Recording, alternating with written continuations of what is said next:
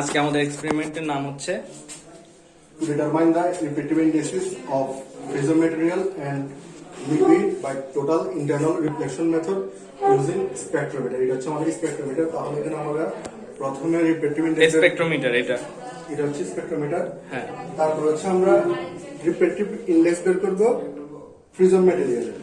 হ্যাঁ, এটা হচ্ছে আমরা প্রিজম ম্যাটেরিয়াল, এটা আমরা refractive index বের করব।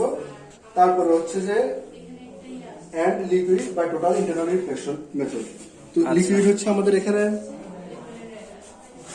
লিকুইড বলতে এখানে একটা হচ্ছে আমরা এখানে ওয়াটার ইউজ করি আর একবার হচ্ছে আমরা গ্লিসারিন ইউজ করি। তো পর্যায়ক্রম আসলে প্রথমে আমাদের এখানে যে কাজটা করতে প্রথম আমরা যদি এখানে রিফ্লেকটিভ ইন্ডেক্স প্রথম আমাদের এখানে যেটা বের করতে হবে সেটা হচ্ছে আমরা অ্যাঙ্গেল অফ ফ্রিজম বের করতে হবে। বুঝলাম।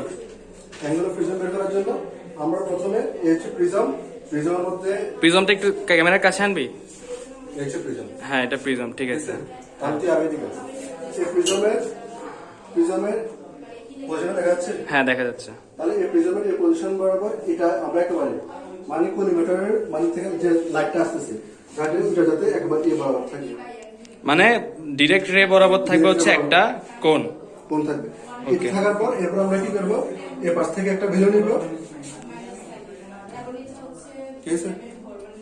হ্যাঁ, এরপর আমরা টেলিস্কোপে এই পজিশনে রেখে একটা ভ্যালু নিব।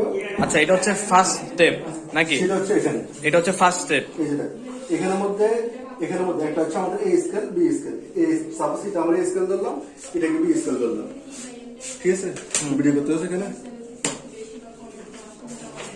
এটা হচ্ছে সাপোজ এটাকে আমরা এ স্কেল ধরলাম, ওকে, এটাকে ধরলাম বি স্কেল। ঠিক আছে? তো আমরা কি করবো, প্রথমে এই পজিশনের জন্য এই পজিশনে রেখে যে আলোটা আসতেছে ওই আলোটা এখান থেকে আমরা আলোটা কোথায় আসতেছে টেলিস্কোপ দিয়ে দেখে প্রথমে একবার এ স্কেল তারপর একবার বি স্কেল। এই পজিশনের জন্য আমরা একবার এ স্কেল থেকে একবার বি স্কেল থেকে বের নিব। এরপর এই পজিশনে নিলে আমরা আবার একটা আলো পাবো, এই পজিশনে একটা আলো পাবো। সেটার জন্য আমরা আবার কি করবো, এখানে এ স্কেল একটা ভ্যালু নিব, বি স্কেল একটা ভ্যালু নিব।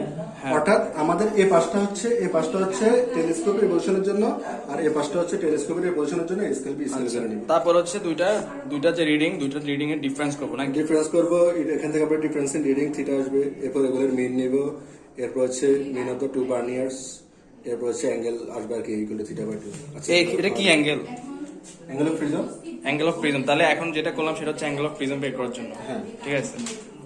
তারপরে step readings for the determination of reflective index of prism material. ঠিক আছে? এখানে আমাদের এখানের জন্য একটা কলাম নেই।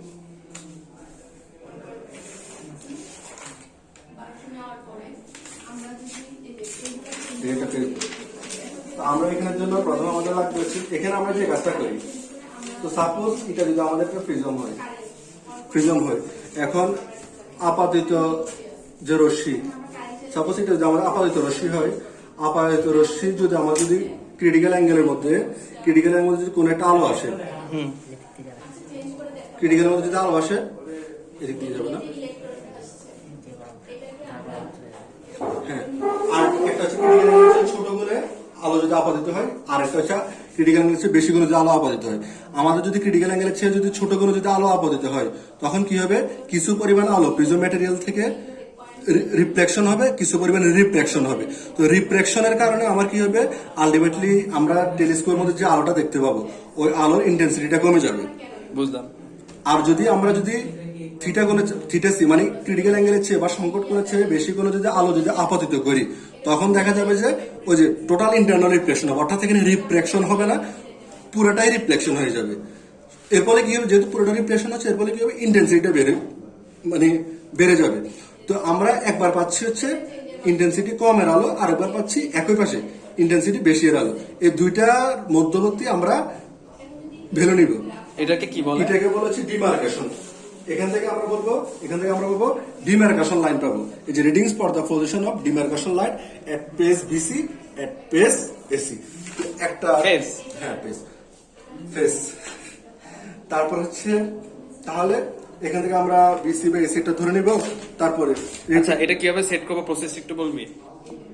গ্লাস প্লেটটা এখানে প্রথমে একটা জিনিস বলা হয়, প্রথম আমরা যখন অ্যাঙ্গেল অফ প্রিজম যখন বের করছিলাম টেবল 1 এর মধ্যে তখন কিন্তু এখানে স্লিট রাখতে হবে। আচ্ছা, এটা ফ্যাক্ট না, এটা এটা তো ফ্যাক্ট না। আচ্ছা আচ্ছা, তারপরে বলে আরেকটা জিনিস বলে দেওয়া বেটার যে এই প্রিজমটা কিন্তু আমরা অ্যাকচুয়ালি প্রিজম অ্যাঙ্গেল বের করার জন্য ইউজ করি নাই, কারণ এটা হচ্ছে ভাঙ্গা, সাইড গুলো হচ্ছে ভাঙ্গা। আমরা এই প্রিজমটাই ইউজ করছি, যেটার মধ্যে একটা সাইড হচ্ছে রাফ, সেই প্রিজমটা ইউজ করছি। ওকে, তারপরে এখানে হচ্ছে আমরা রিফ্র্যাক্টিভ ইন্ডেক্সে প্রিজম ম্যাটেরিয়াল বের করছি। তো এখানে হচ্ছে যে আমাদের এই যেটা রাফ পেজটা হচ্ছে যে আমাদের ইয়ের মধ্যে সামনে রাখতে হবে, কোলিমিটারের সামনে রাখতে হবে।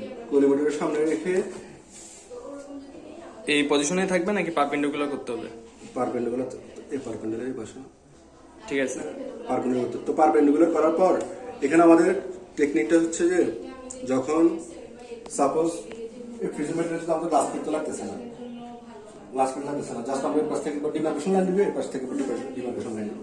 তো আমাদের এখানে যখন আলোটা আসবে, আসার পর আমরা এটাকে এমন ভাবে সেট আপ দিয়ে পারপেন্ডিকুলার তো মাস্ক রাখতে হবে। দেখা যাবে যে এদিকে যখন আমরা এই পাশ থেকে রিডিং নিব তখন